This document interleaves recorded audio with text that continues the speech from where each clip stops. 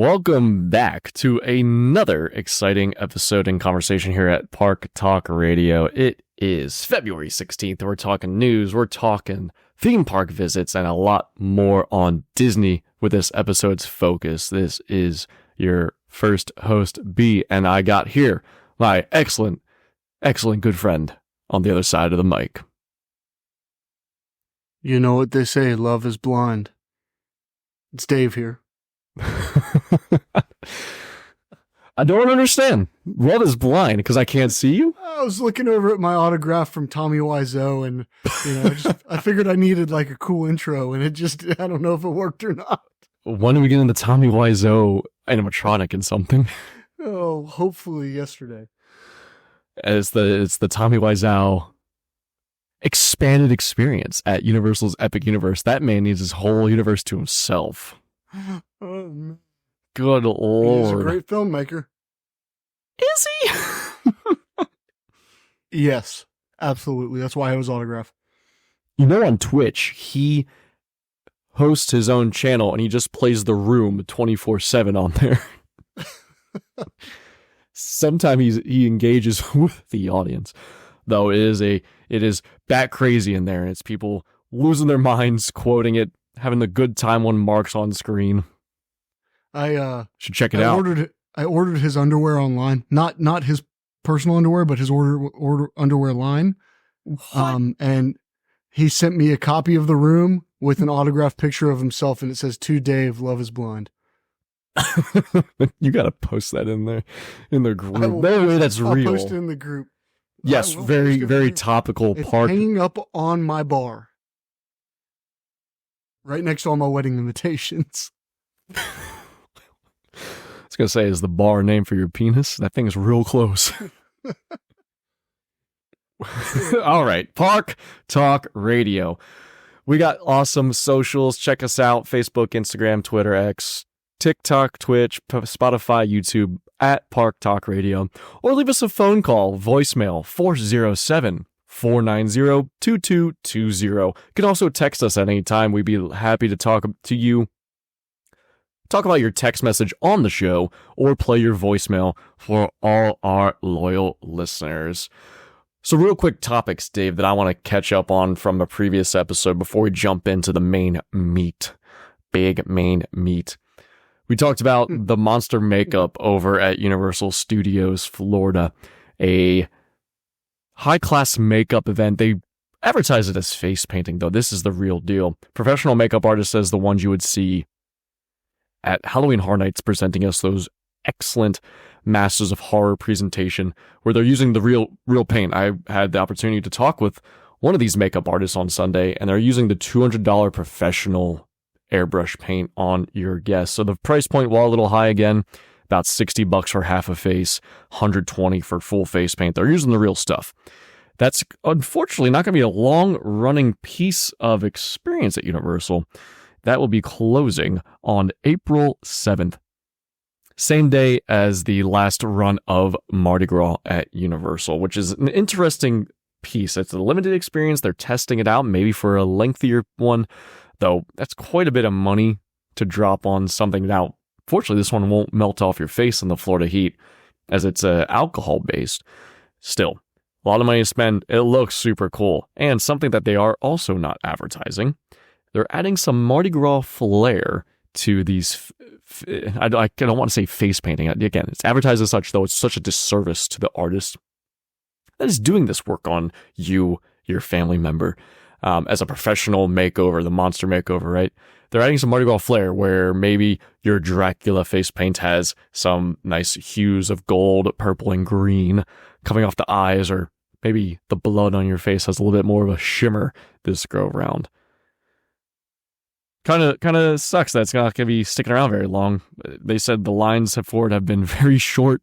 They unfortunately can't take tips, which is quite frustrating to hear as well. It's a very odd time frame because it just opened up, and they're going to go ahead and close in April. So, I mean, that's very odd to think about. I don't think you're even going to get a chance to go see it or participate. Fine with that. Oh, there are Discounts available, pass holders and team members. Not sure what the discount is. That makes that chunk of change a little bit smaller coming out of your pocket. So that's closing up if you haven't. Previously, I'll stick to my $15 puppy dog face when I get handed. And I think it's our preferred method to eat food off the floor, puppy dog style. Oh, everybody's going to be wondering what that's about. They're going to get the picture. No, they're getting the picture come Hard Nights time. Oh, yeah. Just keep listening. You'll find out what that means. Yes, we will give you all our preferred ways to do stuff in the parks. Eating off the floor, how to engage in questionable content on a bench, best places to not get caught at Rock the Universe. How not to reach across somebody's plate and put your sweaty arm in the face, and then take political jabs at them even though you don't know their political affiliation. Hey, that's not my fault. I couldn't see straight. My eyes were crossed. It was too dark and I had 40 beers. But it was mostly because it was dark. Yeah. So if you are interested in checking out the Monster makeup, makeover, face paint, airbrush, spectacular extravaganza, make sure you go grab it and enjoy that before the end of Mardi Gras, April 7th. And the other piece we did touch on was the Velocicoaster. Now, this one was closed for a few days, half a day of Sunday. Mario's here. The hell? Half day on a... Here we go. Half day on a Sunday. Fully closed on Monday, fully closed on Tuesday. Now, speculation ran rampant.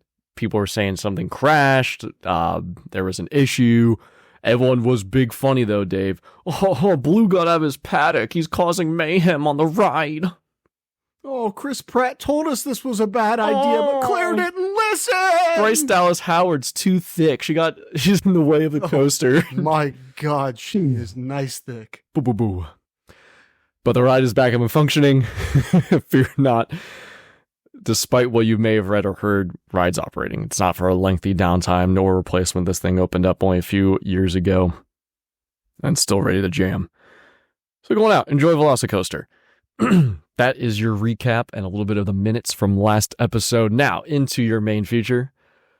A little bit of teaser. We got theme park visits, some Mardi Gras review, Festival of the Arts, Flower and Garden. News today will be dominated by Universal. Number of items coming in. Though we also have some items about Legoland, WWE, World Wrestling Entertainment, not about the scandals, something a bit more enticing, though the location may be questionable. And then our big topic today. We got quite a bit of information to go over and discuss about Disney. And that's not just here in Florida, Disneyland, of course, and worldwide endeavors from the Disney Corporation. Jumping right into it first, theme park visits. Now, I was over at Universal's Mardi Gras this past Sunday, caught the parade. There was some, they always brings back some of the big staple floats, the New Orleans Steamboat, big gator at the end, the alligator at the end. Yes. Though they have a number of new floats that come in every year, and I believe there are 12 or so floats this go round, or units. There's a really cool Elements one where they're incorporating, clouds, lightning, fire, water, Avatar, Appa, the Cabbage guy. Cabbage is my favorite element. Dave, have you caught the parade on YouTube yet? I know you haven't had a chance to get down here and check it out yourself. I have not caught the parade on YouTube. When I formerly was employed for Universal years ago, I caught more parades than I wanted to. So I tend not to go back and watch those on YouTube because it's usually fairly similar. It's the same music we've been having for years. Nothing changes. I don't know how many times I can hear Feet Don't Fail Me Now. I would tell you, having watched the parade, it's at least 5 times for the entire parade route. They did not fail me 5 times. And I've just become so outraged at all the people complaining that they didn't get as many beads as somebody else. Did their plastic beads? Go buy them at the store. But Dave, they're free. I want the free thing. I want the beads. I want the magnet. Go get your free beads and throw them in the damn tree when you're walking back to your car. Oh, there's nothing better than getting a huge chunk of beads. I've seen a couple pictures online. People have so many beads, it's up over their neck. They're wearing them, so they're draped down, of course, and they're building, up over their neck, covering their face. It's above the guy's nose. He's sniffing all that delicious Chinese lead paint. Oh, man, it is. And then there's nothing better at the end to take them off and just yeet them into that tree. How many children did this man knock over trying to get those beads as well? Probably a plethora.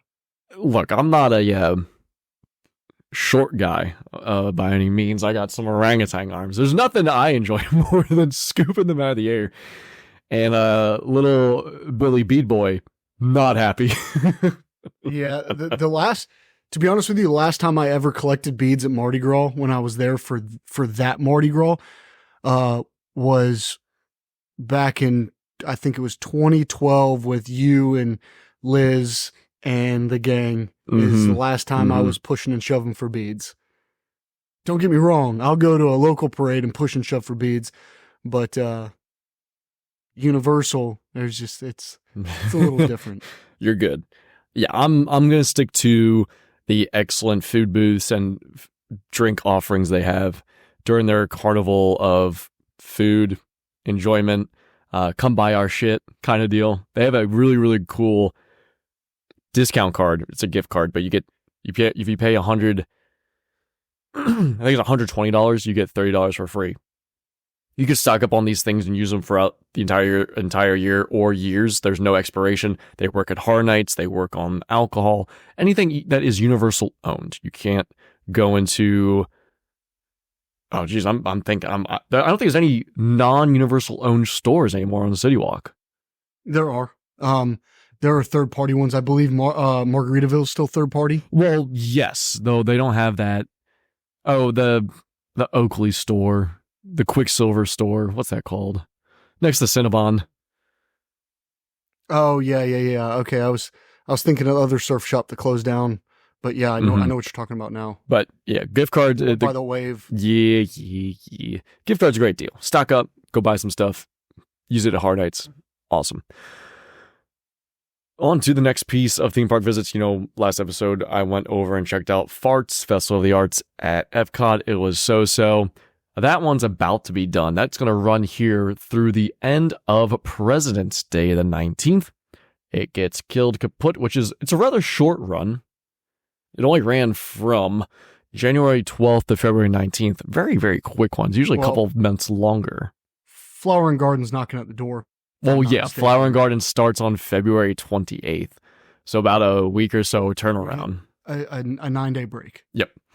That one will run until May 27th. And then, Food and Wine's popping up also. Epcot is the land of food festivals. Never stop spending is the motto. It's very interesting. They opened up that new area in the center that has that Walt statue, and I saw it. I don't think I talked about it all too much. It's fine. There's just nothing there. It's a walking ground. Positive reviews about the statue. Well, that and the Moana thing, not for me. I still have not even looked at anything with. I'm the type of person who doesn't do spoilers before I attend a new park attraction or a new park. Anything. I won't even look at pictures, videos, nothing. And so I still haven't seen anything about the Way of Water, but it's something I would like to check out, seeing as I've got younger kids and my son, he's a little over a year. He's obsessed with Moana. So. Oh yeah. For kids, I say this is a great experience. You're going to have a really enjoyable time. Not for me. It was cute. I'll never walk through it again, probably. It's kind of out of the way.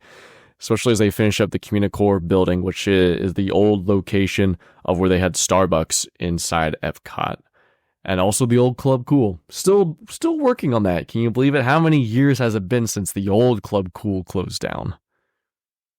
You figured it would have been sooner with Beverly, how shitty it is, but guess not. Oh, just rot the building down. The tubes of the soda machine explode. The Beverly's flowing. Everyone's dying. It's waves of hell and magma and torment. But there is nothing better than taking somebody who's inexperienced with Coca-Cola products and telling them that Beverly is the best one. that is fun to do, especially when you have young kids. Oh, hey, we should try this. It's the best one. And depending on your kid, they might agree with you, even though they're gagging in their mouth. Or if they like it, they're sick. They're sick. They need a doctor. They're sick. He's sick, Michael. He's sick. I don't mean to go off on a tangent, but real quick. Yeah, of course. 15 minutes. I don't mean to go off on a tangent. No, I just want to ask a quick question. Uh-huh. The Fountain of the World that's right out there outside of Club Cool. You might know better than I am. I read in a book that there is water in that fountain from every major waterway and ocean in the world. I don't know if it's a drop or not, but I read that in a book about Disney. What fountain is this? The fountain in the center is gone. So the fountain that had the large water sprays. That's gone. It's gone. Okay, Yeah. Well, never mind. You don't have to answer my question. What book was this? This sounds like bullshit. It has water for every major waterway. What, the 7 oceans? I was in like some of the main rivers. I was gifted a book, and it said that to commemorate EPCOT being, multinational, they put water from all over the world into that fountain. Alternate title: How to Trick an Idiot. It was a book written by people who probably do a podcast like we do, where they think they know what they're talking about, but do they really? Oh my God! We time traveled back. Gave yourself a book we wrote. No, I'll trick him. He's a freaking idiot. I'll show him. There's water from everything in this fountain. Oh God! You stupid. That is our theme park visits. Unless, Dave, did you visit a theme park that I was unaware of? No, I have not. No, not recently. Been thinking of going over to OWA, which is it's a few hours from my house. What is this? It's OWA. It's OWA. 2 hours from where I live. They have an indoor water park, and they have a theme park with a dark ride, a roller coaster, a lot of flat rides. It's fairly new and up and coming, but it's over near Daphne, Alabama. My problem with theme parks is Universal is just as close to me as a Six Flag is. Mm-hmm. So most time, if I'm not coming down there to go to the parks, I'm not going anywhere. And I haven't traversed over to OWA yet. I have Wild Adventures pretty nearby, but I haven't been there since I was a lot younger. That's only about 3 hours away. This OWA thing sounds interesting. It's interesting. It's more, they have a dark ride, a first person shooter haunted attraction dark ride. Mm-hmm. And they have a lot of basic flat rides and one dive coaster, kind of like a toned down Rip Ride Rocket. But, I still haven't been over to check it out, and I've been intending to. So maybe here in the near future, I'll go check that out and report back with that. Yeah, let's remember to post about OWA in the Facebook group. See if someone's been there. I need to look at the website myself. Never heard of this place. Alabama theme park, huh? Yeah. OWA. OWA. OWA. Oh. Yes, the Alabama Rip Ride Rocket Coaster featuring My Bouncing Baby Brat as a song and Baby Billy Beads, Give Me My Beads. Yeah, the coaster, I think, if I'm not mistaken, the coaster, because it's a dive coaster, it's called Dip Down and Kiss Your Cousin, I think. I don't. Is there a kissing booth at the end? Someone kisses you on the mouth as a goodbye present? Yep. Or that $10 upcharge? No, it's free unless you put your own relative in there. Then it's a $10 upcharge. You gotta pay to kiss your own mother? Yeah, in Alabama, that's the thing of dreams, That's man. frowned upon. Not in Alabama. Live exhibition, pay $10. Come watch this guy mack his mom. Back to the Future, the ride. And we're moving on. All right. Theme parks are done. On to news.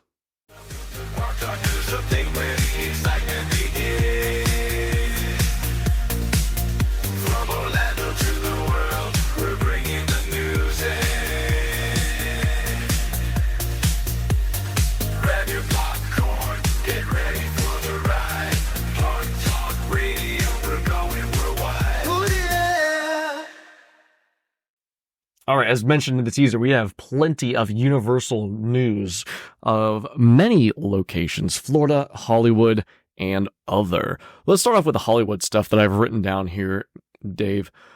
It's coming up on President's Day weekend. Now, Universal Orlando has never utilized any sort of reservation system.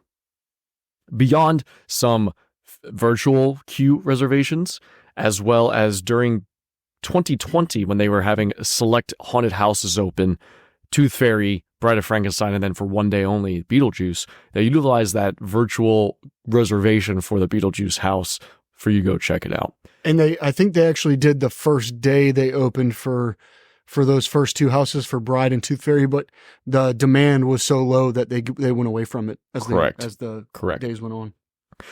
Now, with Universal Hollywood, they have Super Nintendo World. When they first opened, it's over. They just celebrated their 1-year anniversary with a really cool magnet and a exclusive gold-colored power-up band, which is an interactive element that lets you play, gather coins, points, and appear on the leaderboard inside Super Nintendo World. They introduced a gold special band with the Mario logo on it, the M.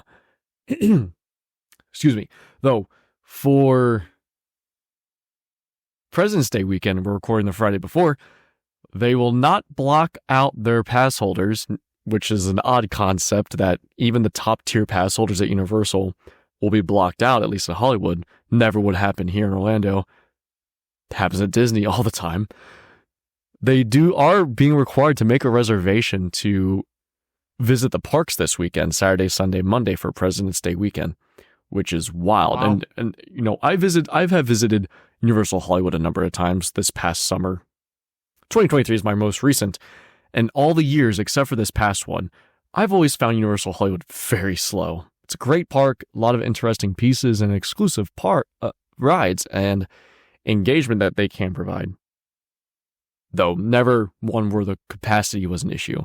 And then for them to say that they won't block out the pass holders but need a reservation. Whoa. The weird thing is, you know, that park, as I've always seen it, remain slow. They judge their busyness off how the wait time for Simpsons is, which you would never do in Universal Orlando. You know, a lot of the videos I've watched of Universal Hollywood over the last year, it's been real slow, but I do recall watching over a video that took place over the Christmas time, and it was slam packed. No, I love seeing it. I love seeing that our sister park over there on the West Coast is experiencing these great draws of crowds. I know Super Nintendo World was really a push for that when they got Wizarding World of Harry Potter Hogsmeade, another huge boost. Though I'll tell you, Simpsons, 70 minutes, 7-0 wait time when I was there in the summer last year. According to a lot of the people that go there all the time, Simpsons is one of the most popular attractions at USH. And I love their Springfield. I enjoy it more than ours, though. Our Duff Bar is far superior. I ride The Simpsons occasionally. My kids love it. I love the pre-show. Not a huge fan of the main attraction here at Universal Orlando. But if I went to Hollywood, I would wait 70 minutes to go in that building and ride that ride for one reason. And that reason is because everybody knows that used to be the Back to the Future ride. Well, let's say with ours.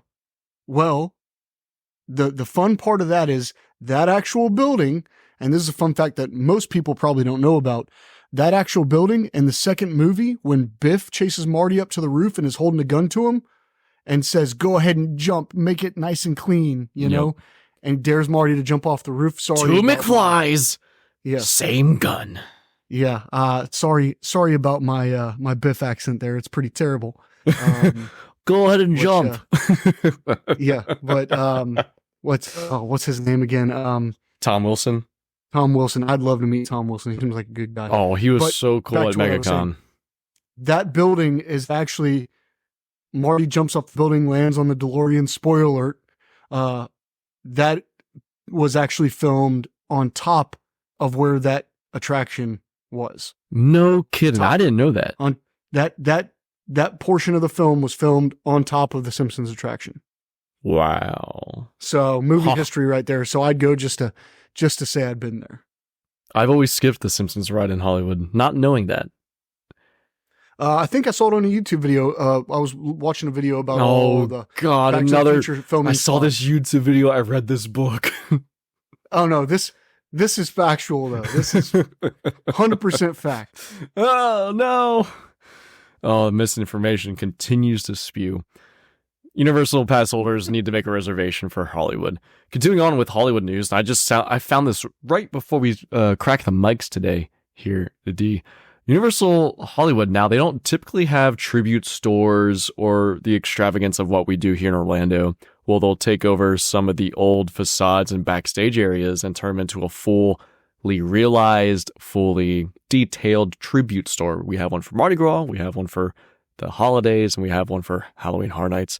And they'll introduce some summer ones, as we've had Jurassic Park, Jurassic World in the past, as well as just general summer.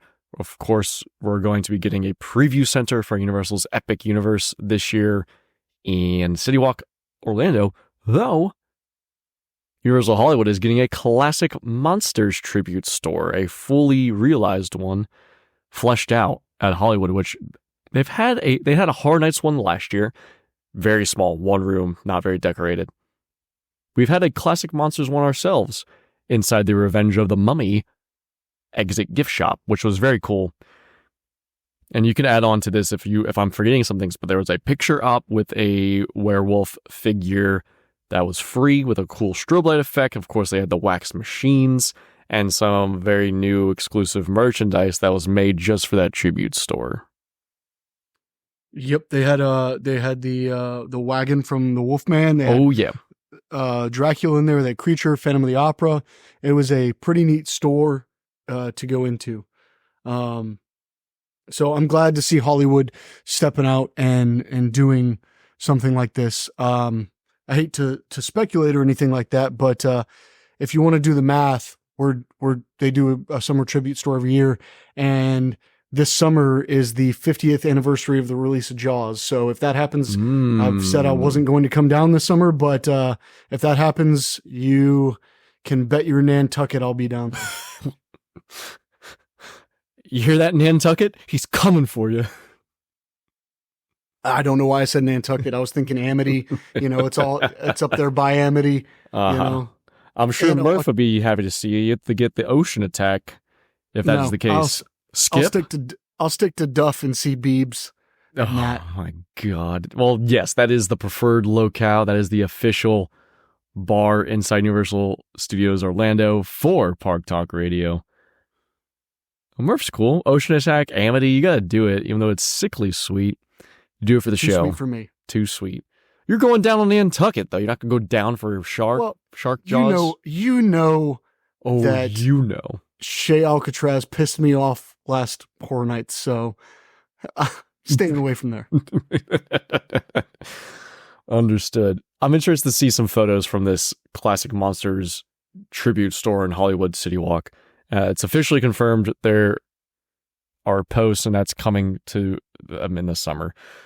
I could see that happen. They did a real quick before we move on. They did a large overhaul of that store for Horror Nights. So, they changed the facade up of the store, put some posters up, and they had a large Horror Nights collection, some of which you couldn't even get in park. So, from what I understand, but I can see that they want to move on and start doing that as well. Excited for it. Yeah, fully agree. They're sharing a lot of the merchandise and graphics for Horror Nights between the two cost-cutting measures. The only real differences are going to be your Terror Tram shirt with the Exterminators or whomever is the sponsored spooky guy at Hollywood, as well as the house shirt, because there are differences on the houses offered. We'll get to that again during the Horror Nights season. Okay, our next item of news, we're continuing on the Universal train, though we're coming back over to the Orlando side of news. Circus McGurkus, the main quick service restaurant in Seuss Landing. That's the name of that freaking island. The full name is Seuss Landing. I almost forgot it. Had a complete renovation on its menu. Brand new offerings. They got rid of what was, I guess, acclaimed fried chicken. Everyone's very upset that's gone. Though the new offerings they look enticing. They look pretty good. Well, for many years, that restaurant was commonly seen to the general public as having poor food. So. Yeah, agreed. And it was only opened seasonally, not as infrequently opened as Green Eggs and Ham, which is how become a tater tot restaurant offering walk-up window. That's really only open for peak time, your Christmases, spring break, summers. Circus McGurkus usually was open, though for a while they would not be operating, as Seuss Landing is, I would argue, maybe with Lost Continent these days, the less attended or populated island at Universal Islands of Adventure. Well, and part of me wonders how much the Geisel family still has stake in that with Seuss Landing, because I know there for the longest time they couldn't do anything without the approval of Dr. Seuss's widow, but before they did anything. When they built the carousel, she had to approve of it before they even moved it over to the site. She didn't allow a lot of things in Seuss Landing. So I wonder how much the Geisel family has to say with all that. And I wonder if that's why it hadn't been updated in so long. Is the Dr. Seuss Mrs. Wife even still kicking? I believe she has passed away at this point. She had a lot to say with the area, so I wonder if that's why we didn't get a lot of food updates and just curious. Looks like Audrey Geisel died 2018. Yep, Audrey Geisel, which was actually, I know this is way off topic, was actually his mistress. Oh, Mistress Seuss, Dr. Mistress Seuss. That's where we get all the names. He's gonna put his who's it and her what's it. I'm gonna paint a star on your chest, Audrey. Don't sue us, Geisel family. Oh, I'm getting sneeches all over you. Sneech Beach. That's right, Sneech. Get over here. Get your Sneech ass over here. I'm gonna get the Cat in the Hat to give you scabies. That's why the Cat in the Hat came back. The scabies. Just like any good sexually transmitted disease, they come on back. But I am excited for the new food offerings at Circus McGurkus. I love any new food offerings they put out at Universal. Usually you've got a time frame of when they're going to be good, because anytime they open a new quick service location, the food's going to be good for a little while, and then they kind of get lackadaisical with it. So I'm sure right now it's firing on all cylinders. Right. We saw that with Fast Food Boulevard, Krusty Burger, best food offering in the park. And it's, again, Fast Food Boulevard over in the Springfield area, Universal Orlando. I believe, again, as I mentioned, that is the most revenue generating food area in the park, which makes sense. They got 5 or 6 restaurants in there plus 2 bars. That Krusty Burger was banging. So, have you looked at the menu for Circus McGurkus revamp yet, Dave? I have. I've seen pictures of some of the foods, and they went the colorful route just like they did with Minions Cafe. They've got colored noodles and, it's colored buns for the burger. It looks like they really put an effort into this menu, which I'm happy about. It's not going to be your generic pizza, burger, French fries, milkshake. That's really just ice cream and a cup. More exotic offerings at this one with the Seussical, whimsical pieces. I'll run through the menu real quick, and you can say, with that. You tell me yay or nay, and we'll go off that. And the price points are following suit with your new food offerings. Minions Cafe, quite pricey for what it is. I didn't get a beer when you and I went. And I think I got a entree, fountain drink, and a side of tots. It was like almost $30. Yeah, for sure. All right, I'm going to go through this menu real quick, price point, and then yes or no. Popcorn shrimp box, crispy shrimp, garlic butter popcorn with curly fries, $17. Okay, can I ask a question? There's actually popcorn with the popcorn shrimp? Yes, there's actual popcorn in there. Then there's popcorn shrimp and curly fries. Nay, $17. Nay, nay all day. All right, number 2 on the board. Looks like to be also $17. Roast beast sandwich. A little play on the roast beef from The Grinch. Mushroom meatloaf, shaved ribeye, cheddar cheese, crispy onions on a pretzel bun with curly fries. I'd say yay. That sounds filling. That sounds like something I could eat and then be full for the rest of the day. Yeah. In turn though, that sounds like something that might ruin your system for the rest of the day too. I'm looking at this picture. It looks like a system ruiner for sure. Okay. So Curly that's a maybe. fries, your roast beef, depends on how nacho I cheese feel. on there. Boo. I'll put that one as a shoulder raiser because that's a maybe. Yeah, you'll take a look at the photo and be like, I don't know. Apparently, this was the only returning item to the Circus McGurkus food offerings, which was previously available only during the hula days. And now it's back. So the fun piece about this, you have your bottom pretzel bun, your shaved ribeye and meatloaf and all that, and then top pretzel bun. On top of that is a tiny little patty melt, which that looks pretty good. Okay. $16 Magician Meatball Cone. Homemade meatballs, marinara pasta, served in a garlic bread cone. This thing looks pretty good. That's a nay for me, though. Negative? That's a negative. That's a nay. All right.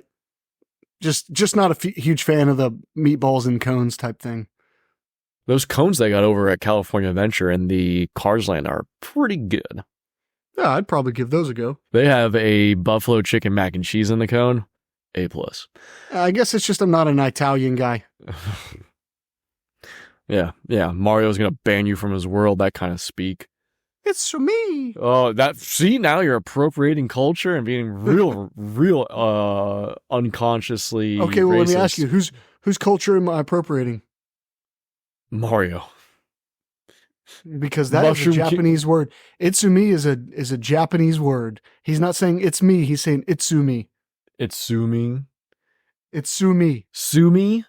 Sue him? Itsumi. Sumi. Itsumi. You've messed up my plumbing again. Sumi.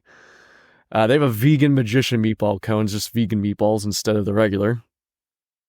That's super nay. Super nay. Super nay. Super nay. $15.50 Big Top Burger, fresh beef patty, cheddar cheese, lettuce, tomato, onion on a red brioche bun with curly fries. That's a yay, just because the bun's red. I want plain ass burger with a red bun. Yeah, but we've had the colored bread at Horror Nights before. It makes you poop a different color. That's a yay all that day. Black dookie. Yay all day. Yay all day. Give me that black doo-doo. Redfish Bluefish Poke Bowl, $20. Blue glass noodles, ahi tuna, cucumber, edamame, mango, yuzu, honey dressing, furikake. Oh boy. This is the furikake seasoning. This is the biggest yay, and this is likely what I would order if I were there. Yeah, I can't imagine spending $20 for 2 bites of tuna. It's got blue nudes.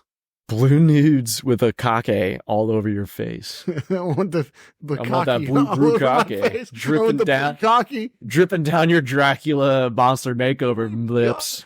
All right, if anybody's listening with kids, please go put them in the bedroom and lock the door. No.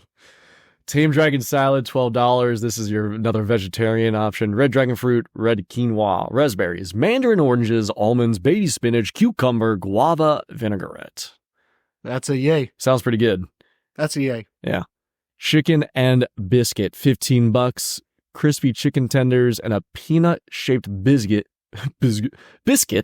drizzled with hot honey and curly fries. Nay. You get 2 chicken tenders. Yeah, I'm not paying $15 for a biscuit and chicken tenders. It should say tender chicken. It's not your run-of-the-mill theme park chicken. They're elevated, beautiful chicken tenders, huge, thick breast, drenched and dripping in hot honey, juicy and flavorful. Okay, pizza. 9. Whoa, international listeners aren't going to that. Pizza pasta, $14. Baked mac and cheese with pasta, pepperoni, marinara. This picture looks like garbage. Vegetarian pizza, pasta, $13. $11. Contortion corn dog. Italian sausage, pepperoni, mozzarella corn dog with marinara and curly fries. Nay. Side, you can get curly fries, $5. Garlic popcorn for $5.20. Holy crap, it's like 2 mouthfuls of popcorn for $5. No. And then dessert, you have the green eggs and ham chocolate cheesecake, $7 there. This is the green cheesecake, right? Yes. That's a yay. I'm not a sweets person, but I would try it. $7. $6 caramel popcorn cupcake.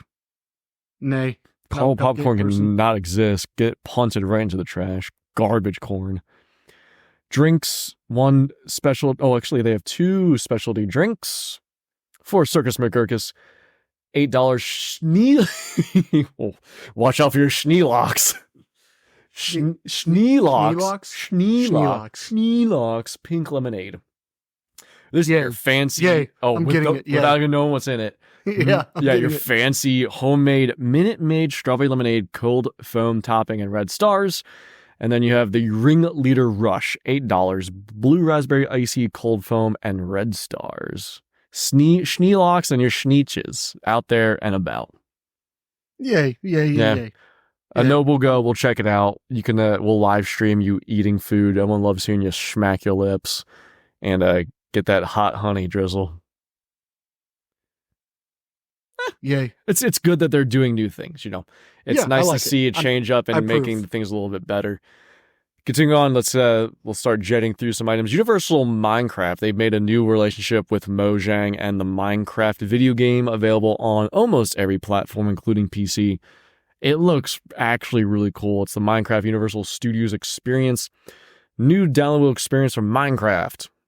Produced by a third party within the Minecraft family. DLC, downloadable content, allows you to go into Universal and ride the ride. Now they have a lot of really cool stuff. The map Dave and I were talking about prior to the show. You got Hollywood section where you have the ET ride, as well as the gift shop, ET's Toy Closet, Hollywood and Dine, the classic Monsters Cafe back in Minecraft form. New York section has Revenge of the Mummy and Louie's, get some pizza fries. San Francisco has the Studio Tour, Earthquake, Lombards, and Richter's, all places you're very familiar with, having visited Universal. Amity Island's back. You got Jaws the ride, as well as the Midway games, a whole Hill Valley section with Back to the Future the ride, Lower Lot, taking away from the Lower Lot at Hollywood, that has some other pieces and rides you go on Jurassic World and Skull Island. Now, I read from a review that if you go on ET the ride, it's the actual ride just in Minecraft. They even have the pre-show video where Steven Spielberg comes on and is asking ET for help. Well, I mean, if you're a real OG, you could have already done all this on the GameCube. I remember I can see that cover art so vividly. Oh man, the DeLorean shooting out of the globe.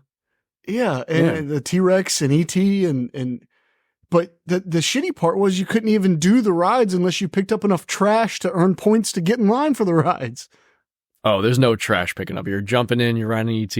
I might download Minecraft again. I haven't played it since 2010 when I was still in college. But it sounds really cool, especially, I have Back to the Future, the collector's box set on 4K Blu-ray, where I can watch the video from the ride, but now I can ride the ride in Minecraft again. You got another Biff impression you want to hit us with that's so good? Oh, yeah. Hey, bud, make like a tree and get out of here. Damn, that was terrible. How do we get Thomas F. Wilson on the show? I can't believe it. If you're listening, I named my cat after you. He's only got 3 legs because Biff was a tripod. Everybody knows the biggest dick in all the Back to the Future movies. I must have missed that deleted scene. Where he's like, hey, butthead, look at this. And he just leans over. Some other quick news. We're going. News always goes so long because it's so exciting to talk about the new changes at our parks. Universal recently updated its official app to include the upcoming area for what will be Universal's Epic Universe in there. The change is very welcome. It looks a lot cleaner, far easier to navigate.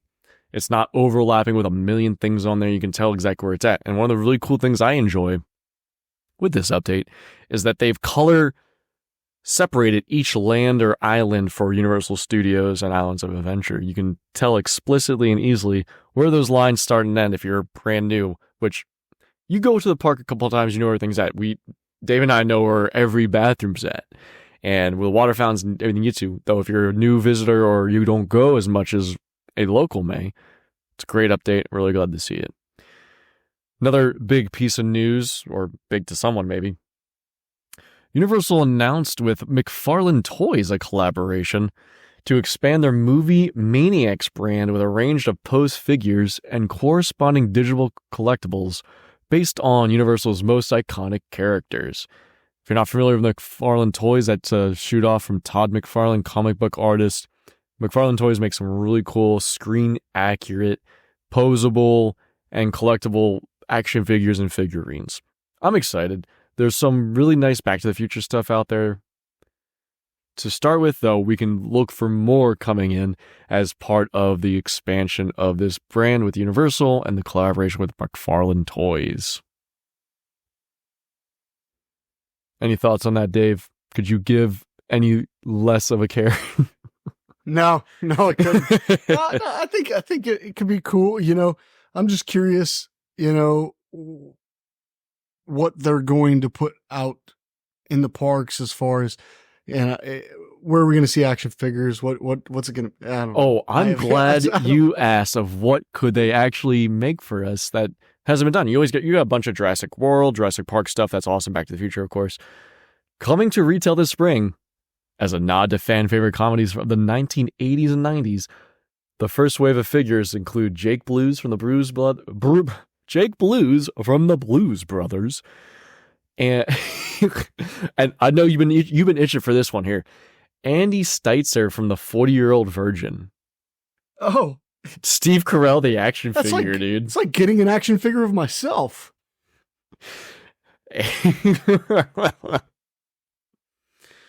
Now, I know that wasn't Thomas F.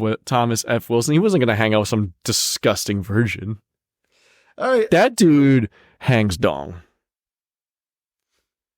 He would eat that bukkake easy. Yeah. And also the dude from Big Lebowski. Those are your first 3 action figures from this collab. Each figure will be 6 inches in height, includes a numbered art card, scenic backdrop, and is posed on an environmental base. You also get a digital collectible of your little figurine. Wow. What? Okay. A digital collectible. What the hell are you going to do with it? We get a digital picture of your... No, remember they did the NFT thing at Horror Nights? And you just scan the thing and they give you a digital thingy? No, I do not remember that because it was stupid. Oh man, I'm going to spend $70 on my Andy Steitzer figure. Look, I have his digital collectible. He screams the thing. I can digitally remove his hair. Oh, jeez. That would be kind of neat if the action figure has the removable hair from his chest. Oh, I would buy it if that were the case. Every night before I go to bed, I take my Andy's hair off his chest. And I glue it to my eyebrows. It helps me sleep good. Oh, man. And then final Universal news. We got a couple more things and we'll hit Disney. What's this Great Britain thing you got here, Dave?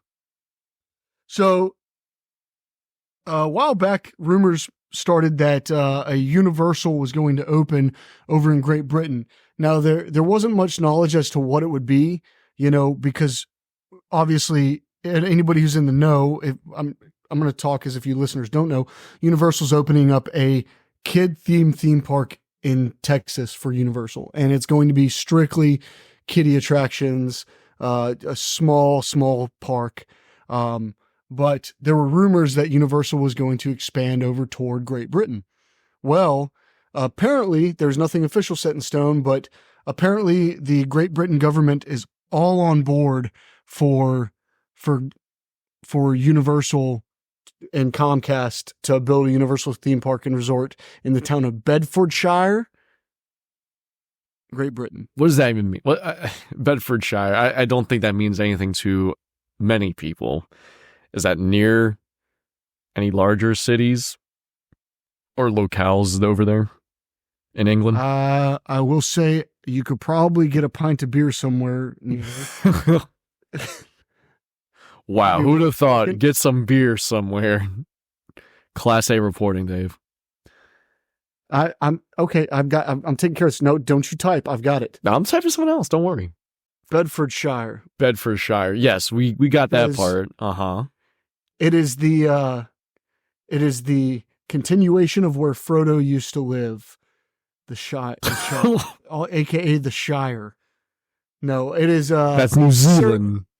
A ceremonial county in the east of England. It is bordered by Northamptonshire. Oh no! Oh no! That doesn't help us. No. Looking at a map, it's not too far from Cambridgeshire. Oh, and it is northeast of Hertfordshire. My brother in Christ, where are you? It is to the south and southeast of Buckinghamshire. Are you sure you're looking at the right country? It is the largest settlement in Luton, and Bedford is in the county town. You're all right. You're making this worse. Maybe it's not Bedfordshire. Maybe it's Bedfordshire. I'm seeing Bedford, England here. Bedfordshire. No Shire, bro. Drop the Shire. Shireless. Anti-Shire. Sandshire. No Shire. Google it, man. I'm Googling it. Because I was looking up the parcel size. This rumor came about due to Universal NBC Comcast buying 480 acres of land over here. Okay. They paid only two, and this was purchased in August of 23 for $271 million. That seems like a good deal. Mm-hmm. To put that in perspective, if you're following the Epic Universe construction, that whole area is 750 acres. So just to throw that out there again, I guess Shire, they just throw that on the end of their towns because Northampton, Cambridge, they're all towns near London. Bedford is 46 miles, 74 kilometers to the northwest of London. Okay. See, now that helps.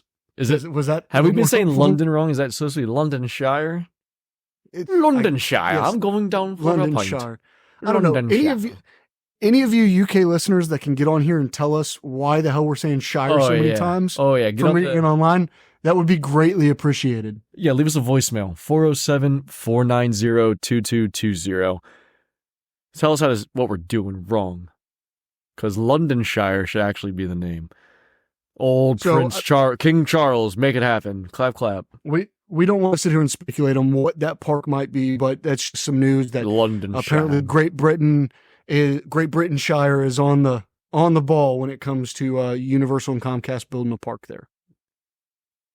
Good stuff. Glad to hear that we're expanding. I know I never had any indication or inkling rather, or desire to go over to that part of the world. Nothing against it. I don't have any real interest. Maybe for some of the Disney parks, I want to get all those checked off. Though having a UK Great Britain Universal Park will get me over there faster than Disney would. Alton Towers being close to there. And Alton Towers got some really good coasters. Mm-hmm. So maybe that could be in our future. Isn't Thorpe Park's over there too, huh? Thorpe Park, yes. And they have Saw the Ride. Park and Alton Towers, Saw the Ride.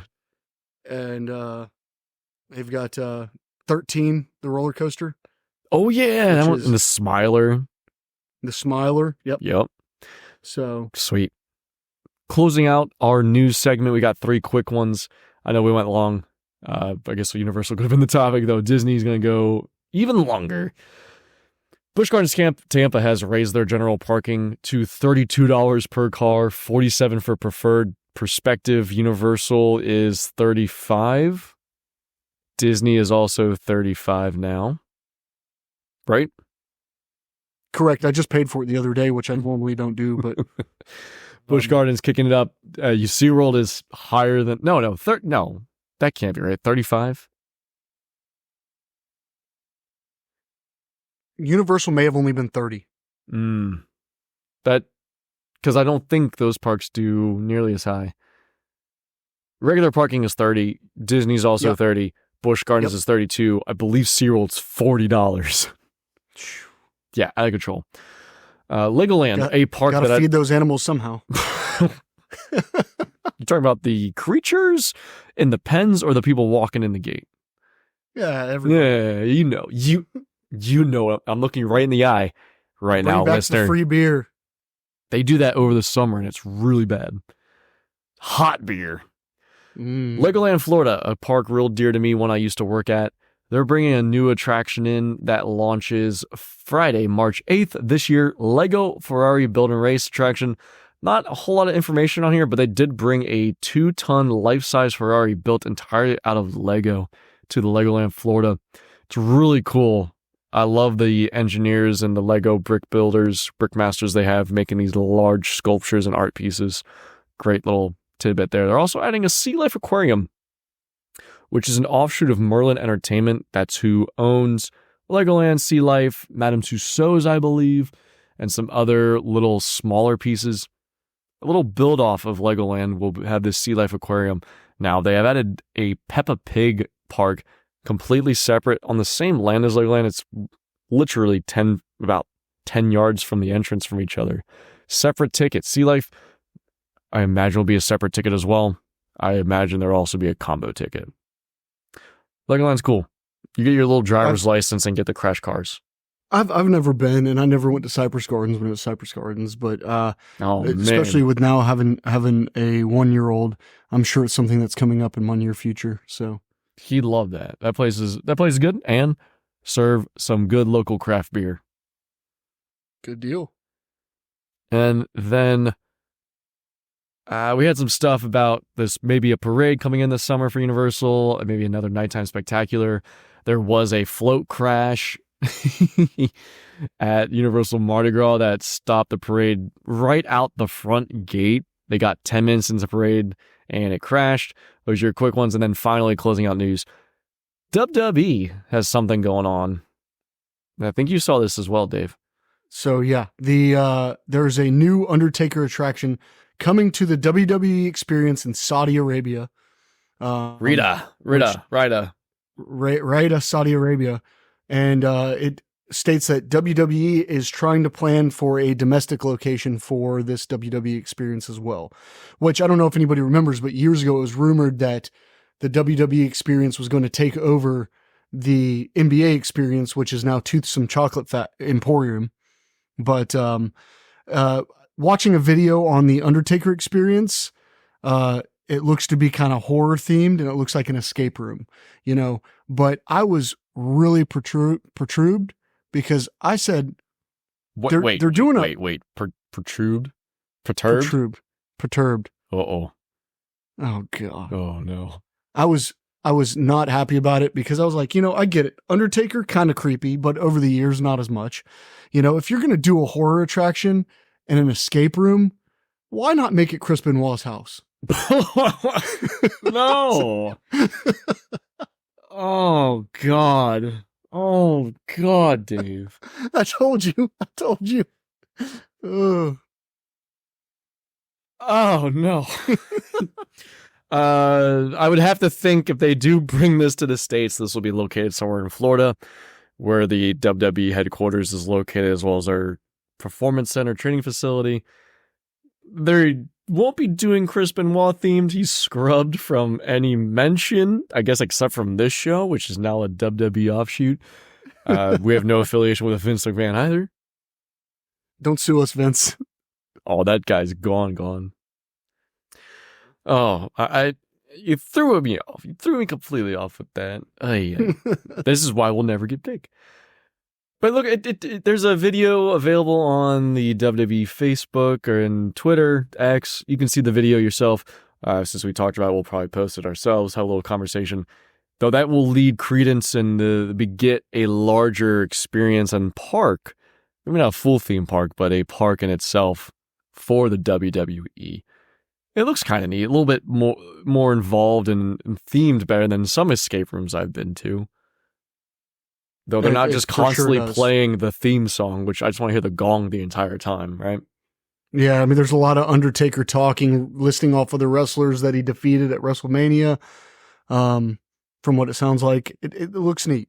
It looks neat. A lot of fog and chains, and he's verbalizing who he beat at WrestleMania. It's not him just swallowing Roman Reigns' cock for 40 minutes as you try to escape the gargles.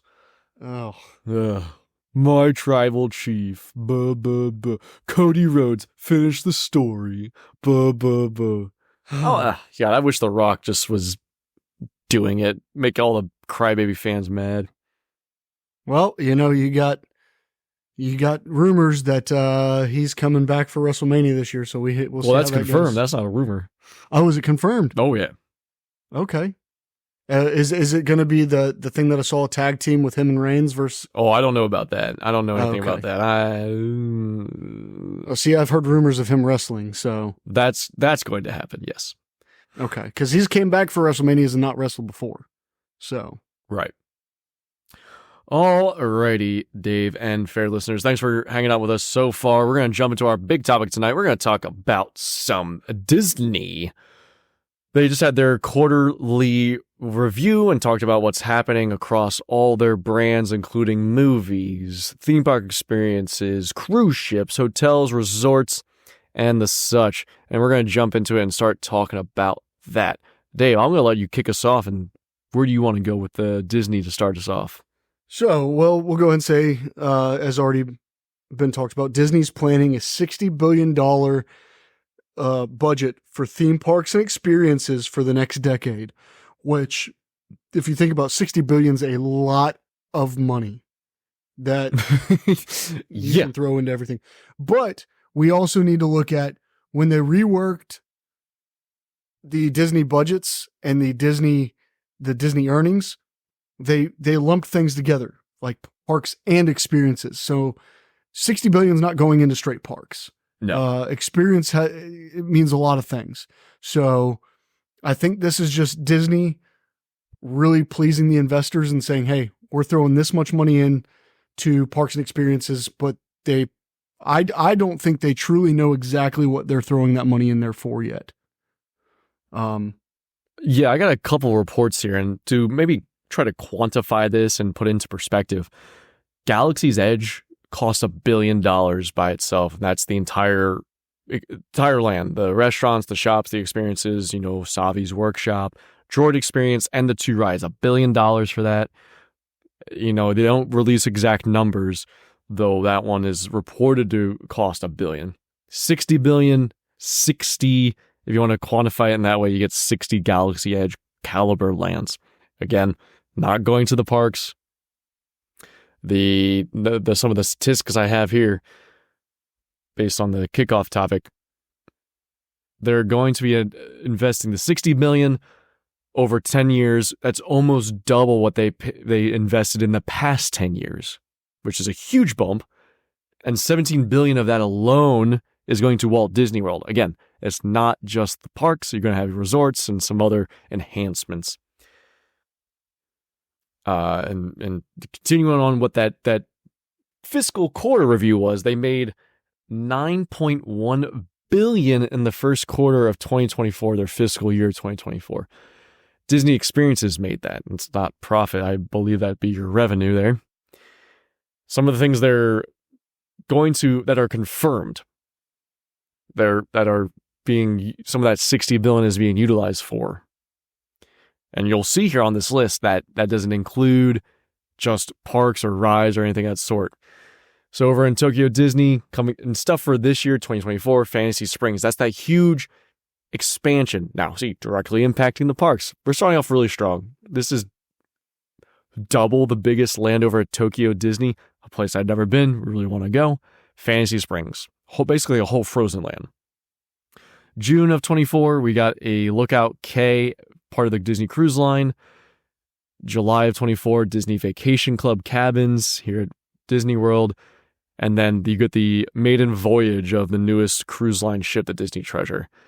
Now, let me ask you, Lookout K, is that another private island or is that part of Castaway K? Lookout K at Lighthouse Point. So it's a new private island. So they got 2 now? So that if I'm reading this correctly, that will be their second private island. Yeah, Disney's new private island destination, in which only the newer ships will be going to that one. Mm-hmm. And then some other 24 things. Late 24, Disney Vacation Club at Polynesian, doesn't look great. Polynesian's over here in Florida. The new one, we can segue into this for a little bit. Coming 24 and newly announced for summer of 2024. It was initially saying late 2024, but now they have now earmarked it for summer. Summer runs up until September 22nd. I don't remember the beginning date. though. Tiana's Bayou Adventure, the reskin, renewed ride experience of the former Splash Mountain, going to be opening summer at Magic Kingdom. So they were at least starting testing on the log system yesterday, which is not a surprise. It doesn't take much to test that log system, especially when it's going to be the same track layout. Correct. Nothing's been changed on the track or the ride system. They also showed the Tiana animatronic that is coming to the Tiana's Bayou Adventure, and it looks amazing. To me, it looks badass. Thank God it's not the projected crap. Those look terrible. They're actually retrofitting those projected ones to what looks like Tiana now. Okay. This version. Yeah, I know new things need to happen at theme parks. Splash Mountain was a great attraction. I love Splash Mountain. I think Disney jumped the gun on getting rid of Splash. Disney jumped the gun on getting rid of Splash Mountain because they were afraid of cancel culture. But, right. Times change, man. Times change. I'm sorry.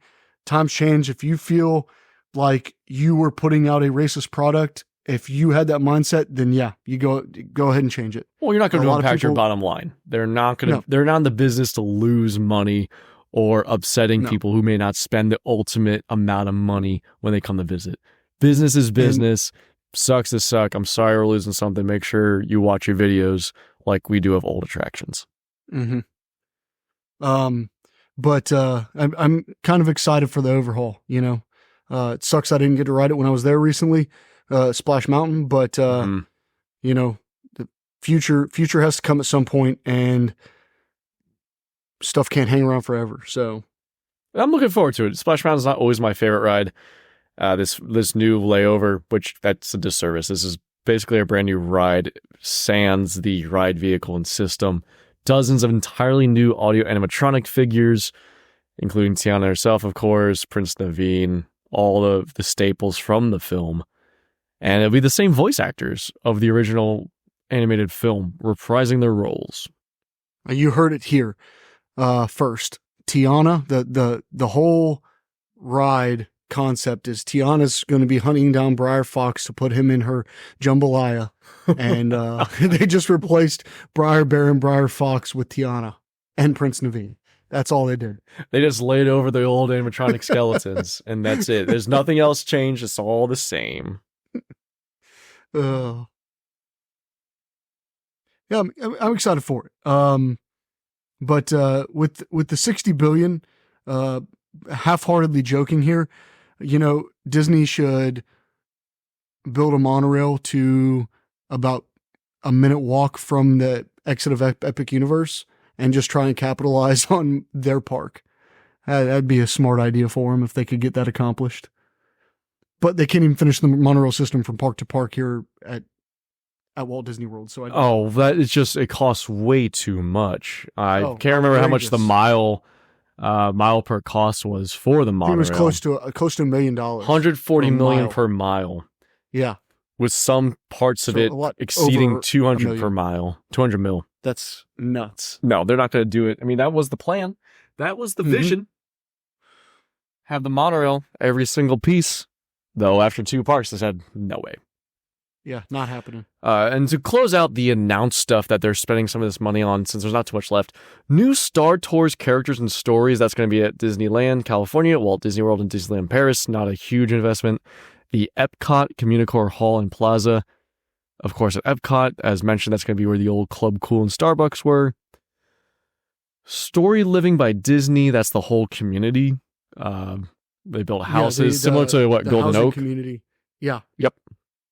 Disney Adventure, more highly curated, very expensive adventures, but this will be operating off the Disney Cruise Line, and then that's in fiscal year 25, as well as the Story Living in 25. Fiscal year 26, the third Wish class ship for Disney Cruise Line. As you hear, and as we talk through it, there's not a whole lot of brand new things that are on the horizon. And as you see back, Tron took 7 years. What else did we get? We're getting a reskin, which, again, a little more than a reskin, but a reimagined Splash Mountain with Tiana's Bayou Adventure. Nothing else is confirmed, announced, or being broken upon. And in 2025, we have Universal's Epic Universe coming. What is Disney doing? Well, you have to hate and love how Disney does this at the same time. You know, you have to love that they've got all this money put away for it. You've got to know there's stuff coming. And it's kind of a nice tease when Disney says, look, this is something we could do, but they don't throw all their cards out on the table, you know? So it's kind of nice, but it also gets frustrating not knowing what we're getting or when we're going to get it by. You know, if you're going to put out a product and get me excited for it, put out the product and get me excited for it, you know? Yeah, absolutely. I don't understand what the plan is. I get it. They have the biggest market share of theme parks, and they haven't been jolted until 2010 when Wizarding World of Hogsmeade opened up. Mm-hmm. And they saw a little bit of a catch. You know, they lost some. And then 2014, Wizarding World Diagon Alley opens up. Then we get more stuff. Hagrid's, beloved. The Velocicoaster, beloved. And we're handed, here's Tron. Granted, Guardians of the Galaxy Cosmic Rewind. Very good. Excellent. Tron is a copy-paste from Shanghai. It's somewhat correctly planned due to the length and the lack of thrills. It looks neat. Though you got to remember, Tron was a movie from the 80s, and then Tron Legacy, I believe, also was 2010. They're working on the third movie. I guess ultimately it doesn't matter. You can't get a dang virtual queue for Tron anyway. No chance. I mean, it's frustrating. And then continuing on that thought line, what is Disney doing? We're talking about what they've done and what they're going to invest, $60 billion over 10 years. 70% of that $60 billion is going to be increasing park capacity. And we have a couple things outlined between now, today, to 2026. Though there's not a whole lot happening with Walt Disney World, where we're located. Disneyland has the Disneyland Forward, which we'll get to in a moment, and then some other parks. But it's a lot of more resorts, more vacation club, and more cruise lines. Now, again, a couple of things that are moving forward and were announced and confirmed after that list I just shared with you. Country Bear musical Jamboree is replacing the old Country Bears in Frontierland. Disney World Magic Kingdom. Disney's Hollywood Studios, finally, Voyage of the Little Mermaid Theater is being reimagined to The Little Mermaid, a musical adventure. That thing's been shuttered for 3-4 years. Those things are happening. Great attraction. Oh man, I've slept so many times in there. When I was a little kid, I cried and screamed and begged my parents not to go in there because I was petrified of Ursula. But the good days when rides were spooky. They make sure to tell that story to everybody. And you know, it's not like I hadn't ridden Jaws the day before and been just fine. Mm-hmm. But cried and screamed going into The Little Mermaid. Well, you have an acute fear of Queen Latifah. Yeah. Queen Latifah. Queen Latifah. Episode 1. Never forget. Oh, never forget. So you have those two things with Walt Disney World happening. $17 billion again being invested over 10 years. That's over $1 billion a year. Blue Sky projects. Now we're going to talk quite a bit about Blue Sky over the coming episodes, coming years as we do the show. Blue Sky means nothing's confirmed. This is Blue Sky Ideas. This is a business terminology saying unlimited time, unlimited money. What do we want to do? If we could have a pie in the sky, the idea that just floats out into the world, and maybe we could actualize it.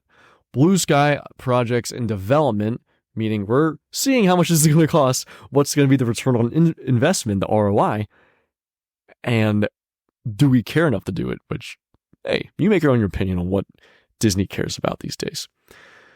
The big one is that Beyond Big Thunder Mountain, which would be the largest expansion ever for the park. It would be behind Magic Kingdom. It would involve taking over Tom Sawyer Island and part of some areas of the, what's that waterway called over there? Waters of America? Waters of America. I thought it was something Liberty. Though Beyond Big Thunder Mountain would include 3 additional lands maybe, including lands themed to Coco, Encanto, and an entire area dedicated to Disney villains.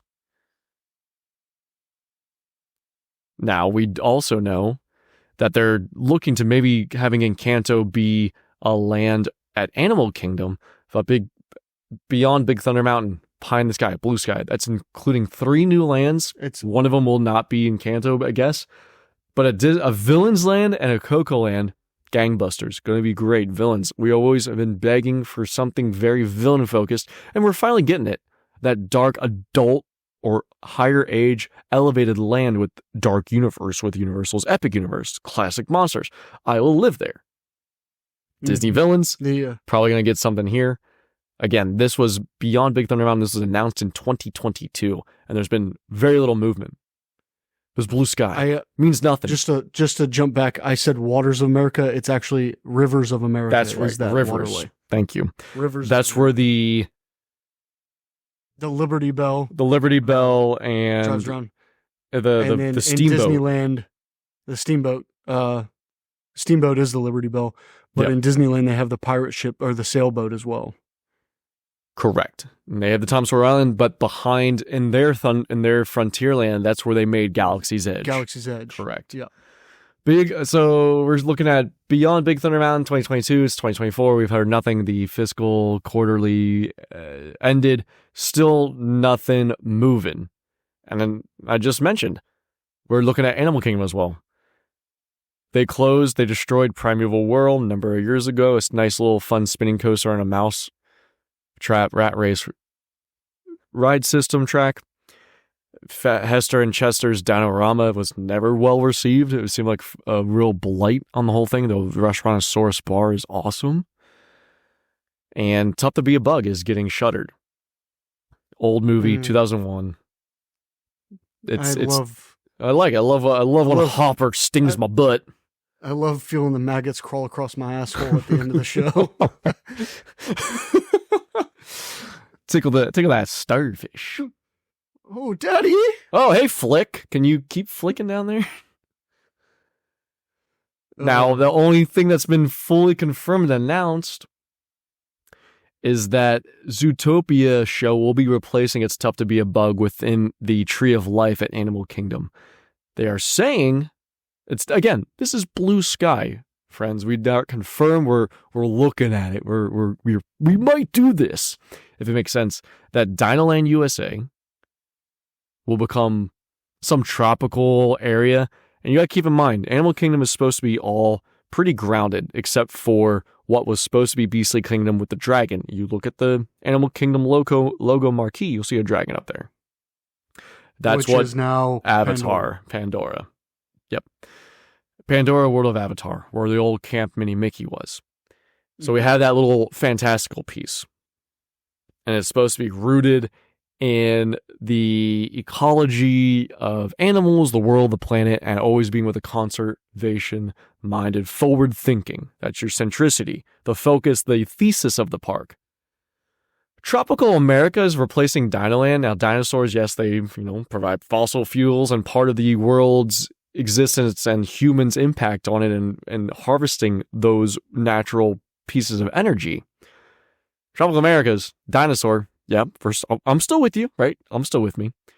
Dinosaur, well, I would love this. Doesn't make sense. Indiana Jones attraction. Which would be just like a Tron style. The cars in Dinosaur already move.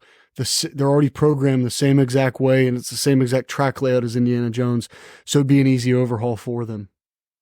Right. And of course, it will draw a crowd and be great. It belongs in a museum. That's the catchphrase. We're keeping the history of humans, and I can't remember the ology that we call it. Humanology. I don't see it matching the thesis of Animal Kingdom. I would love it. Indiana Jones, Temple of the Forbidden Eye, such an awesome ride that still stands the test of time, similar to your Spider-Man here in Universal. But come on.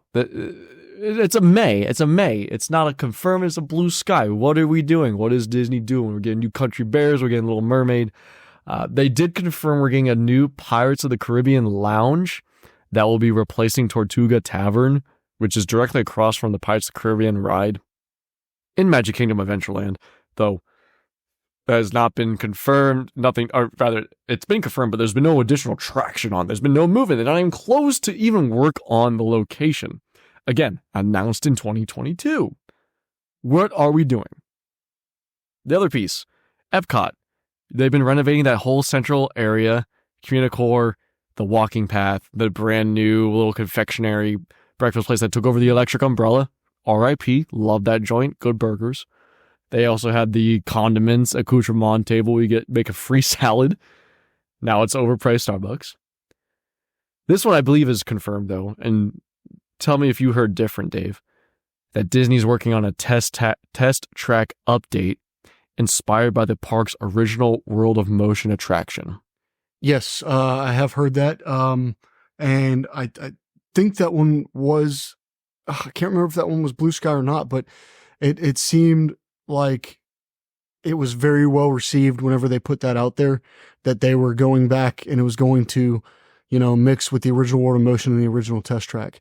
Because I can tell you right now, the updated test track that we have now was not well received by anybody I know. No, and that's pretty agreed upon.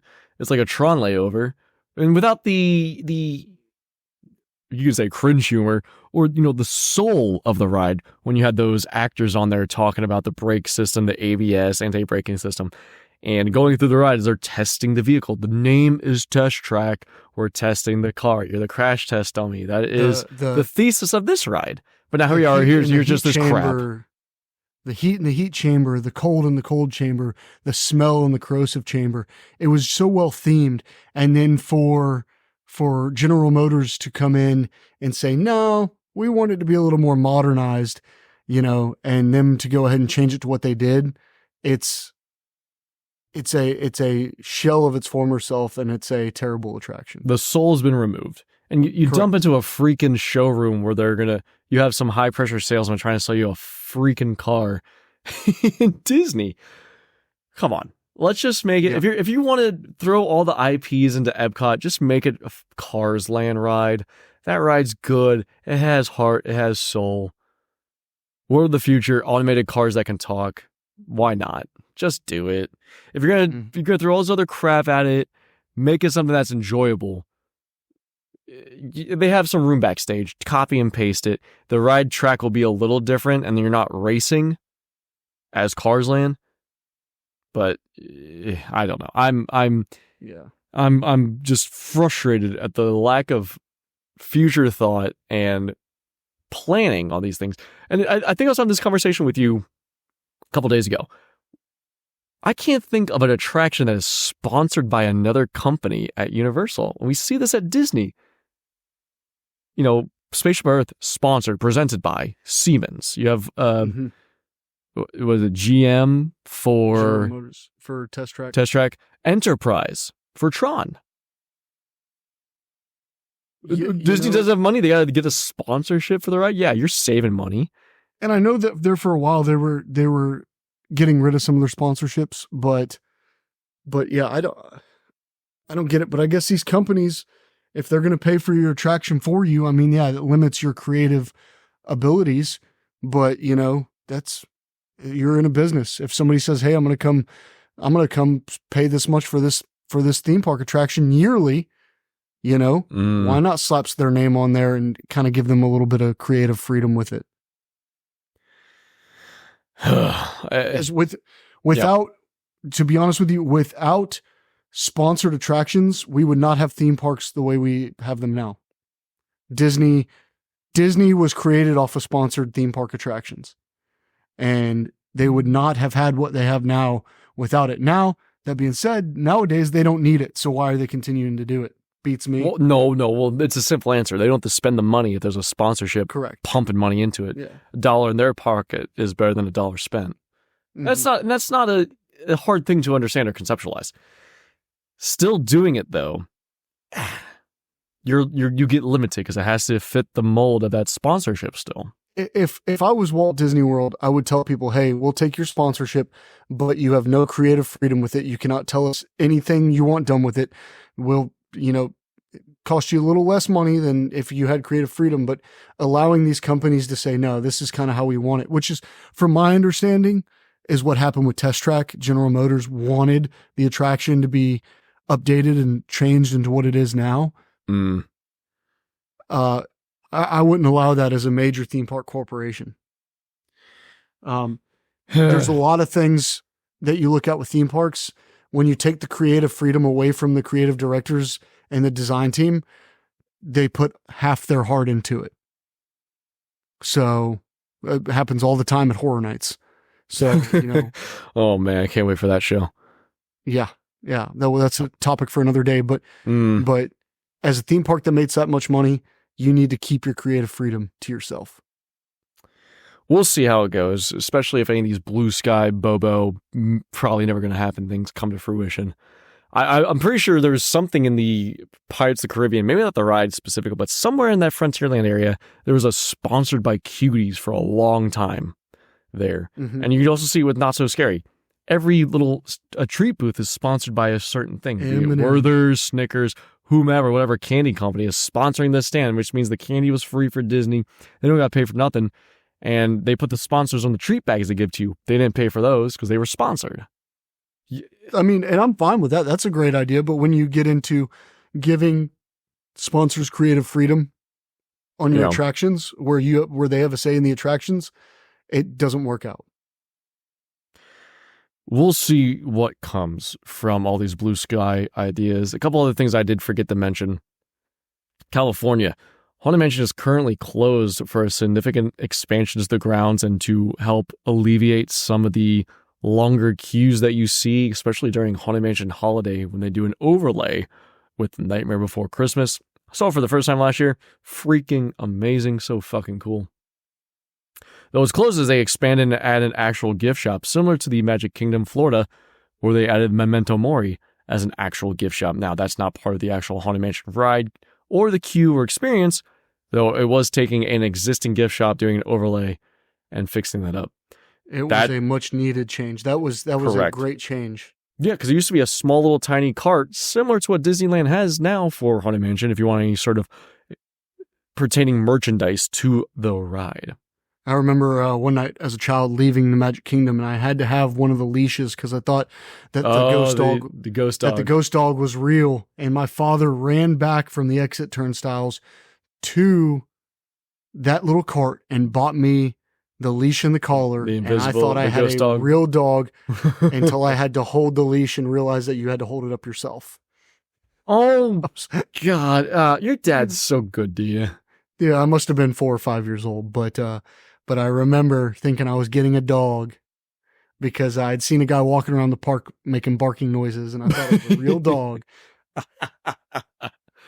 I wouldn't be surprised if that's the next like little upcharge thing. How you do the droid factory over in Galaxy's Edge? You pay $150 or $100 to make your own droid. Here's your own ghost dog. Make it up.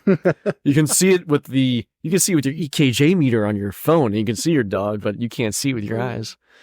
That's brilliant. Hire me, Disney ought to bring you in as a sponsor. So yeah, I'll get Ghost Hunters to be the presenting sponsor. Or Ghost Adventures. Sorry. So Haunted Mansion Disneyland is closed while they do the expansion on the queue. We're still waiting on the true e-ticket attraction at Disney California Adventure and Adventures Campus. That is supposed to be some multiverse adventures with King Thanos. We're still waiting on that. It was supposed to open when the campus opened prior to COVID. Still yet to be seen. We have, I would say an A-ticket attraction with Web Slingers. Of course, Guardians of the Galaxy Mission Breakout is an e-ticket, though that's not entirely original. It's an overlay for Tower of Terror. Mm-hmm. So you have those things. Those are going on. Disneyland Forward, they have a whole entire website, DisneylandForward.com. You can see what's going on. That's utilizing some parking lot space for the theme parks and maximizing what they can do. And what they really need to have done is get Orange County and Anaheim to approve this kind of expansion, as everything is very clustered at Anaheim. If you're not familiar with the parks, they are right dead center in the city, surrounded by major streets and highways, surrounded by hotels, and they can't do a whole lot without a lot of approvals. And that's not just because they're in California, it's because of their geographical situation next to everything. But what you can expect if it does go forward, and this was looking at back in 2021, this future expansion as Disneyland Forward could be a possible third park, third gate. And it would expand it, Disneyland California Adventure, to this third one. Over 15 new attractions. Though, keep in mind, requires a lot of approvals and is still in that blue sky phase. And then to remind you, blue sky, to be clear, these are not confirmed projects. These are something Disney is discussing internally and wanted to share. Hey, look at our great ideas. These are cool. It's so frustrating. Though that's a lot of stuff on the horizon that we may be seeing at Disney. We talked about what's happening now, what may be coming, and what may or may never come with those blue skies. And some other things that you may have missed, and these will be quick as we're really going long today, but we had some really good conversations on Universal and Disney that we wanted to cover. Disney made also a huge investment on Epic Games with a metaverse involvement with a $1.5 billion investment, which gives them about 10% ownership with Epic Games. And they want to create, and this ties in similar to Universal, where they did a Universal Minecraft. They want to create a virtual theme park where you can attend and you throw on your VR goggles or you go online and you can attend and participate in a theme park experience. And that's absolute genius. You pay money. They could also blend with Fortnite too at this time. Yes. Yeah. That was the other one. Make them buttloads of money. Yeah. No, you have a bunch of gamer kids and Fortnite aficionados paying out the butthole for the skins. You probably won't get Mickey Mouse, but you might get somebody. Maybe Mr. Beast. No. You might get Clayton from Tarzan. He has a gun. You can play as Clayton in Fortnite. Maybe that's not the biggest selling point, but maybe you could be Jack Sparrow in Fortnite. He has a gun. Lots of money to be made here. The metaverse is conceptual. Facebook, you heard about this from Zuckerberg. The metaverse is going to be the newest thing. Though you create virtual theme parks and you charge an admission for a virtual fucking theme park. I would be Big Al from Country Bear Jamboree. Every headshot, blood on the saddle. I've always wanted to be big. Thomas F. Wilson tripod. Oh, Tom, if you're listening, we love you. Come. Oh my God. Sign our podcast. So you have Disney with Epic working together, 10% stakeholder. They have a big share of that.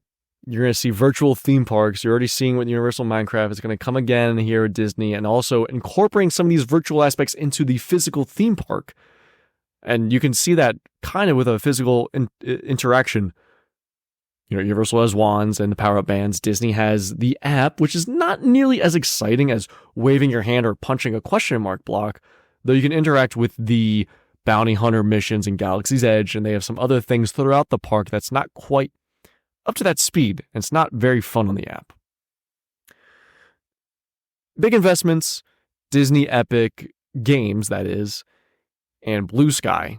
There's a lot going on. And you also have Typhoon Lagoon opening on March 17th and Blizzard Beach closing the same freaking day. Mm-hmm. This is going to give us a lot to talk about for the future. We're going to have to stay updated on all this stuff. And a lot with the Blue Sky stuff is I think Disney likes to have Disney's name in the media. And when you can sit there and say, oh, these are our Blue Sky projects, you have more stuff to talk about at D23. You have more stuff to talk about. You get people talking about it in the media. Oh, so, they scammed us. We're talking about it. Well, shoot. I mean, Disney D23 for years, they've been throwing their Blue Sky ideas out there. It's just a way for them to get everybody excited, and it works, Right. And they're keeping in focus all their other revenue avenues. Mm-hmm. Mm-hmm. Over the Super Bowl this past week, they showed the Deadpool trailer. They announced the casting for Fantastic Four. We won't see any of that here on the East Coast due to that Mississippi law when Marvel sold the rights to Universal to use it at Islands of Adventure and Super Marvel Super Marvel Hero Island? Oh my Marvel? God. Superhero Island. Jesus Christ. Treeks and Foons, get me out there. Maximum Carnage. So, obviously not coming east of the Mississippi due to contractual issues. No, though we're gonna see that over at California Adventure. They always show they always get the newest characters for a limited time for the newest movies. You're gonna have Deadpool in California Adventure and Avengers Campus. You're gonna have Wolverine. You're gonna have Fantastic Four showing up, and a lot more. Though the parks are really keeping them in business right now. $9.1 billion worldwide for the quarter. The quarter, Dave. Not even the fiscal year. The quarter. That's only for the 25 cents. They made a whole quarter in a quarter. Oh man. Well, great conversation today. D. You want to let's crush a wall of shame and get the hell out of here. Let's kick it up. We're moving on to the wall of shame. So for you new listeners that don't know what it is, we're kicking it off with the wall of shame right now. The wall of shame is when you go online and you're reading through social medias and somebody just says something stupid, right? And you want to get on there and be a keyboard warrior and call them out. Well, instead of getting on there and being a keyboard warrior and calling them out, we're going to come at you and tell you some stupid stuff we saw on social media and tell you how much it pissed us off. Now, I also want to throw this out here before we give you our walls of shame. Our voicemail number is 407-490-2220. Again, that's 407-490-2220. I want you guys to get on social media, find something that somebody posted that just really gave you the ick, and I want you to send in your own wall of shames. Leave us a voicemail. We'll play them live on the air when we're recording, and then we will talk about your wall of shame as well. So go ahead and give us a call, leave us that voicemail, and leave us your wall of shame. But I'm going to go ahead and kick it over to B to give me his wall of shame first. All right. I was struggling a little bit this week to find something I was shame-worthy. Usually Disney pass holder page has plenty of content, though they're a bit more worried about reservations this weekend, as all parks are sold out of park reservations, and it's not great content. Just a lot of kvetching about, I pay for my pass and I can't go to the park. What do I do? But you forget you can go to any park after 2 p.m. without a reservation, except Magic Kingdom on the weekends. My wall of shame, however, from 3 days ago, that put us at February 13th. During the holiday season, they sent every pass holder a standard Mickey Mouse magnet and some collectible or exclusive pass holder wrapping paper. This person, 3 days ago, I had to call Disney, but I finally got my magnet and wrapping paper. It is February. Fuck your wrapping paper. Why are you so concerned about your free, dumb wrapping paper that has all Christmas crap on it? It's middle of February. Why? Why do you care? Why is Disney bending over for this? Why do they allow this? Here's the problem that I want all of you to understand. Myself being an annual pass holder for multiple parks, I want to throw this out here and say, we are not the majority. We are the minority. They don't make money on us like they do general admission tickets and general admission spenders. Most annual pass holders go in the park, they're going to eat on a discount. They're going to, most time, not eat in the parks at all. They're not going to spend as much money as your general admission person. They don't have to give us these freebies. They do not have to. It is a joy that we get any freebies at all as annual pass holders. You know, Universal usually gives a little more than Disney, but we are not required to have anything. I have seen people banned from Universal and Disney theme parks for demanding stuff that they were not entitled to. You know, you cannot demand things when you're an annual pass holder. You are not that deserving just because you pay for an annual pass. Your entitlement begins and ends at you getting into the park. Now, there's a lot of conversation on, I can't get into the park, they're sold out. Those terms and conditions are a bitch. Well, you know, if you look at it, if you buy the premium annual pass for Universal, if you go every day, it equates to, just for a couple months, it equates to something like $5 a day. That's a steal. We're lucky that they have annual passes available. There are some places that don't even do annual passes. Be grateful you don't have to spend $150 every time you go to the damn park and buy your own fucking wrapping paper, please. Well, they're going to be big mad when Epic opens then. No passes. Super big mad. Probably no passes. Probably no passes. I just, them calling up Disney and probably waiting for an indeterminate amount of time just to complain about where's my wrapping paper and then insisting they ship it to them in February. I can't believe it. I'm beside myself. Annual pass holders and their entitlement with parks. And me included, I can't stand myself. I hate myself when I go to the park. I'm going to have to log off Facebook if Epic doesn't open with an annual pass, because all these pass holders are going to shit their pants. And it's probably what's going to happen because you know, thinking logistically, you know, as a business, you're going to be able to sell out daytime tickets for the first 5-6 months. Easy. Oh, I'd be there every day as a pass holder. I would just waltz in there after every day. Or I would work from there. Why have available spots for your pass holders? Because if you have a pass holder, you have to account them as being a part of that crowd for that day. Why not just say nope and just have it all general admission tickets? But I digress. We're going to get into that when they announce tickets. As a pass holder, we're all bitches, because I know if I go to the park and I get a little inebriated, where's my discount? Where's my discount? Where's my magnet? What do you mean I don't get a drink for free? Oh, no, sir. This is not Old Bush, Budweiser, SeaWorld.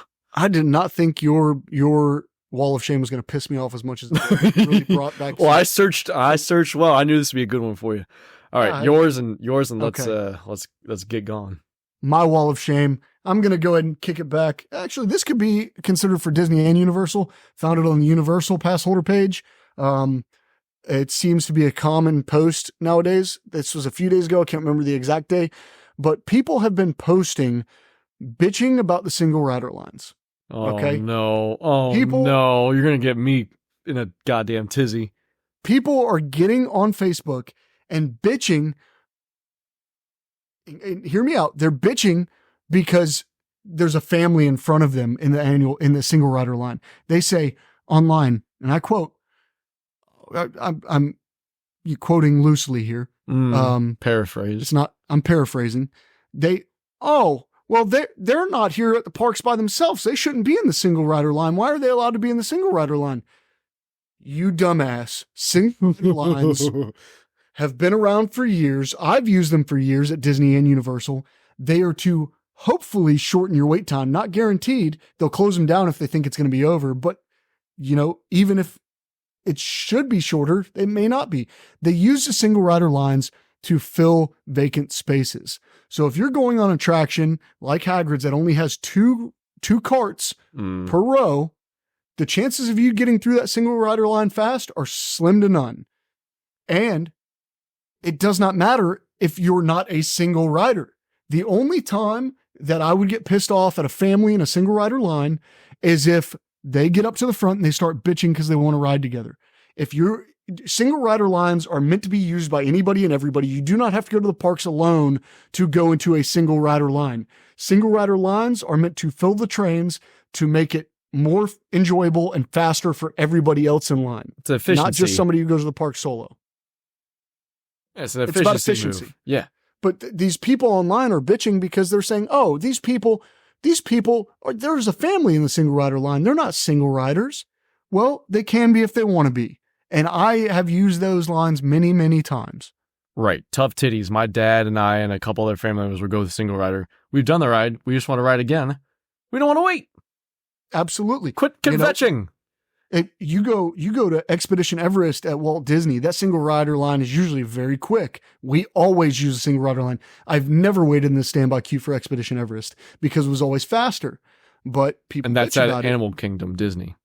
It's at Animal Kingdom, and actually, there was a recent story where a woman waited in the regular queue as a single rider because she didn't want to have to ride with anybody else, and then got stuck with a single rider and told the single rider, no, you can't ride with me. I waited in the line so I didn't have to ride with anybody. Well, you're an idiot too. Oh, you're getting both queues. You're getting standby and single rider. Colin, I want a fucking idiot, man. Yeah. Holy moly. No. Quit bitching I did not about see that. single I did not rider see lines. that pivot where everyone's dumbass. Yeah. Now, if you are getting in the single rider line and then bitching because you want to ride with your family, or complaining and slowing up the attendant because you want to ride with the people you got in line with, then your ass has no business being at the park. Leave. You don't understand the concept. But park would be empty if we had to kick out one that doesn't understand the concept of a queue. true. But if That's you good, are, though. I like that. yeah, if you're getting into a single rider line as a family and you know you're going to be separated and you're okay with that, there's nothing wrong with you being in that line. So anybody on Facebook that says otherwise is a damn ball choker. And I've seen recently team members, cast members are not taking the bull. Oh, I didn't know this is a single rider queue. Nope. You're getting split up or you're getting out of line. These are the options. We're not There's putting you many together signs to that tell you that. accommodate you. You're either going together, out of the line, or you're going single and you're riding the ride. Just ride the ride. It's like a movie. Who are you talking to? Unless you're going to buy the photo, who do you need to talk to?